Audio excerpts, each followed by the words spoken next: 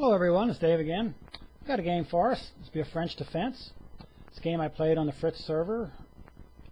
This will be a blitz game. I believe the time control is 10 minutes plus 5 seconds.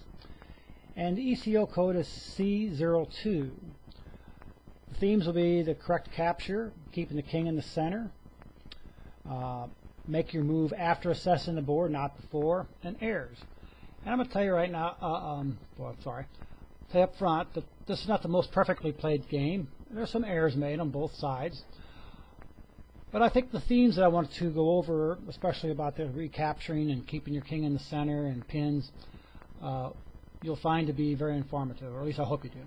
But anyway, let's get started here. I'm playing black, and white plays e4, e6, the opening move of the French defense, d4, d5, e5, the advanced variation. I'm going to flip my board back to the black side just 1 second here. There we go. e5, and now I played c5. And this move is designed to attack the base of, This move is designed to attack the base of white's pawn chain at d4. And I've gone over this before, how the d4 square is a key square for black in this defense. It's also a key square for white, because it supports the pawn chain that he's developed here in the center. And the idea, and what I really want to emphasize is that when you start looking at these pawn chains and you're attacking the base, what you want to do is not only capture that, or the reason you want to capture that pawn is because after this d4 pawn is eliminated or captured, or however you want to look at it, black now has a pass d pawn. And after the d4 pawn is gone, the e5 pawn will be a little bit more difficult for white to defend. And after that pawn is captured, then of course black would have two pass pawns in the center. So this is the reason why you want to attack, capture these base pawns and these locked pawn chains. By doing so, you are eliminating those pawns and you're creating pass pawns for yourself. So I know in many videos prior to this I've said, okay, let's attack this square, this is the base pawn. But that's the reason why you want to do it. By attacking that base pawn, you are creating a pass pawn for yourself, and this will be a very big plus for you. It's something that your opponent will have to keep an eye on for the rest of the game. So that's the idea behind attacking that base pawn in a pawn chain. Now let's get back to the game. I just played c5. White plays knight to f3. I played knight to c6, continuing my development, and white plays bishop to b5, attacking the c6 knight, which is pinned to my king, but that c6 knight is also one of the attackers of that d4 pawn. Thus, that is the reason why I assume he played his good bishop out to attack one of my attackers of the key d4 square. I played queen to b6, attacking his bishop, and now white played bishop takes c6. Now I have a choice between either capturing with my queen or the pawn. And in this instance, the correct capture is with the pawn. B takes c6. And to give you a much better idea of why I did it, because now I've doubled my pawns, instead of keeping my pawn chain all connected, I did it because now I'm going to have two pawns I'll be able to use to attack the d4 square. I'll have my original c pawn and my new c pawn, which of course was a b pawn. I'll be able to use both of these pawns to capture at d4. So actually I've increased my attackers, even though he eliminated my knight. I'll be able to, and I'm using pawns to attack this pawn base instead of a piece.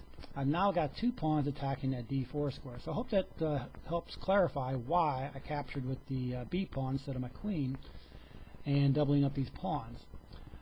White's next move is b3.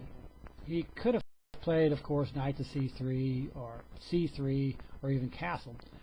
And I think really the best move for white is go ahead and castle, get that king in safety. You've got still plenty of time to defend the d4 pawn. But white played b3 with the idea of bringing that bishop to b2 and using the bishop in that way to defend the d4 square. My next move is bishop to a6. And of course the idea of this is to use this bishop to control this diagonal, preventing white from castling kingside. So that's another reason why I said earlier that possibly castling might have been a better move. Not that there's anything wrong with the b3 move, because white will be eventually able to castle. It's going to take him a few extra moves. There was an idea behind that b3 move, so that's always good. It's always a good idea to have a good solid reason to making the move you made. It might not be the best move, but if you're following a plan, it's better than not having a plan and just making a move. So I played bishop to a6, and the idea behind that move was to prevent white from castling kingside, or at least to make it a little bit more difficult for him to do so. Next move by white is bishop to e3, defending that d4 pawn. I use my c pawn to capture, c takes d4, and now white captures with his knight. Of course, he could have captured with the queen, he could have captured with the bishop, but he decided to capture with the knight with the idea that he will be able to bring this knight back to e2 and be able to castle. So I think his choice was a solid one, had good reasoning behind it. And of course now I use my extra c pawn to push forward, c5, attacking that knight, and he drops his knight back to e2, and now he'll be able to castle. I continue with my development with knight to e7, white castles, and now I play knight to g6 with the idea, of course, of capturing the e5 pawn. White plays rook to e1. Now, let's go back a move. Of course, white could have played his bishop to e4 here. I'm sorry, e4, to defend that e5 pawn. I'm sorry, I've got a little problem with, I had an injury to my wrist here. I'm having problems with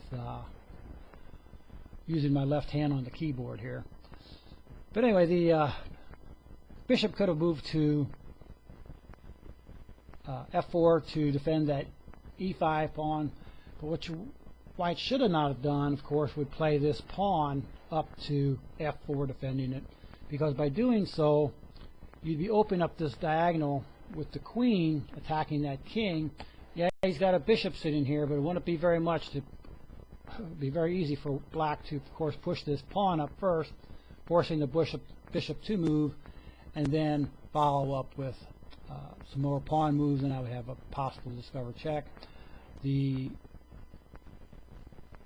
And then, of course, I think black would have a very good chances of taking advantage of white's weakened king side. Anyway, that's the. I think white just decided, okay, I'm going to give up that pawn. I'm behind in development. I need to get my pieces out and possibly do something here. So anyway, white played the move rook to e1. Good, bad, or whatever. I grabbed the pawn. It's kind of hard not to. Sometimes when those pawns are sitting there in front of you, just snatch them right up. Hopefully in the end that extra pawn will make a difference. White plays a4, and now I played bishop to d6 with the idea of a course of attack on the h2 pawn eventually. So that's the reason behind my development to d6 instead of e7. It's also more centralized. I have more squares in the white camp that I could control from d6 versus e7. White's next move is a5. He attacked my queen, and of course I was more than glad to drop it back to c7, getting it behind the c pawn and also behind the d6 bishop.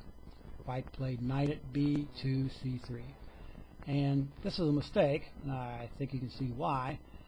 But now I make a mistake, and my mistake is that instead of seeing the very obvious in front of me, that here I can fork his bishop and knight by just pushing this pawn to d4, I had in my mind this attack at the h2 square, and I played knight to g4. Just a simple move of playing, of just taking a moment, and I make this mistake a lot. I'm sure other players do, especially in blitz. You are concentrating on one part of the board, you have tunnel vision, and you make, I mean, the knight to g4 is not a bad move, but it wasn't the best move. And with Tactically, I should have never missed this move of pushing my pawn to d4, because after the move d4, let's take a look at it. White could have played, and these are Fritz moves, knight to e4, knight to f3 check, g takes f3, bishop to h2 check, king to g2, and now d takes e3, and black has a very strong attack against the white king. He's out in the open.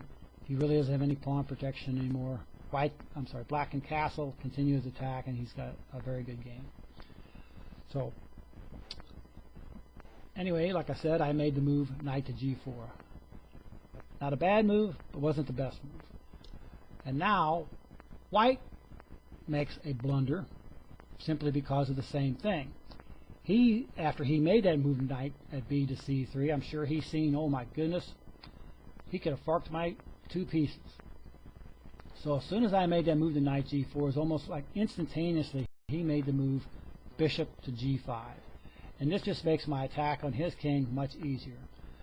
All he really had to do was possibly, instead of after I played that so-so move knight to g4, he could have just played knight to d5. Again, these are Fritz moves. E takes d5, knight to f4, knight takes e3, rook takes e3, and king to f8, and I'm up a piece.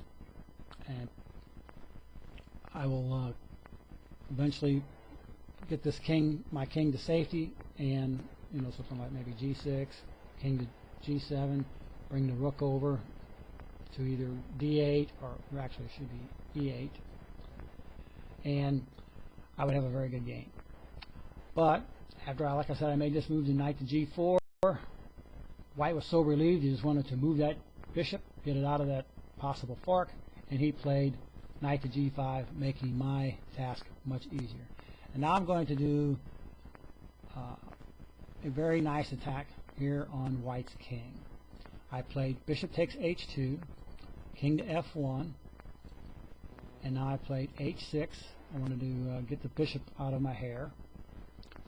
It wasn't necessary, but it was the move I decided to make. Bishop to h4. He wants the idea of dropping this bishop back to possibly help defend his king. I castle, and now he plays bishop to g3, thinking that this is a great move for him. He's attacking my bishop and queen, forcing some exchanges. But I think what he really missed was this bishop is still pinning this knight to his king.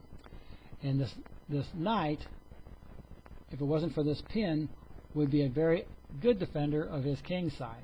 But by making this move, I believe he missed this pin, and he was not able to recapture like he planned to. Well, I very quickly snatched up this bishop. Of course, he was forced to retake with the pawn. It's the only piece he could take with. There are, of course, there's other moves he could have made, but keeping the material balance as even as possible, he retakes with the pawn. And now I take queen takes g3. Of course, his knight is still pinned. He's not able to recapture. And now white's move is king to g1, getting out of the pin. I take my queen, I give him check at h2, forcing the king back to f1, back into that pin with that bishop. And now I finish the game with queen to h1, checkmate. Well, that's the game. Wasn't the prettiest game in the world, but I think what I wanted to demonstrate was and I think it came out very well in this game. I showed how making the correct pawn capture early in the game with my b pawn instead of my queen helped my game. I was able to use this bishop to temporarily prevent white from castling very quickly and maybe castling in the way he wanted to. This bishop was able to maintain this pin along this diagonal against this knight, making it an ineffective defender. Also, I also showed how, even though I had a good plan of attacking white's king side, I did not take the proper time to evaluate the board. I made a move that was according to my plan, which is always a good idea to have a plan, but it wasn't the best move.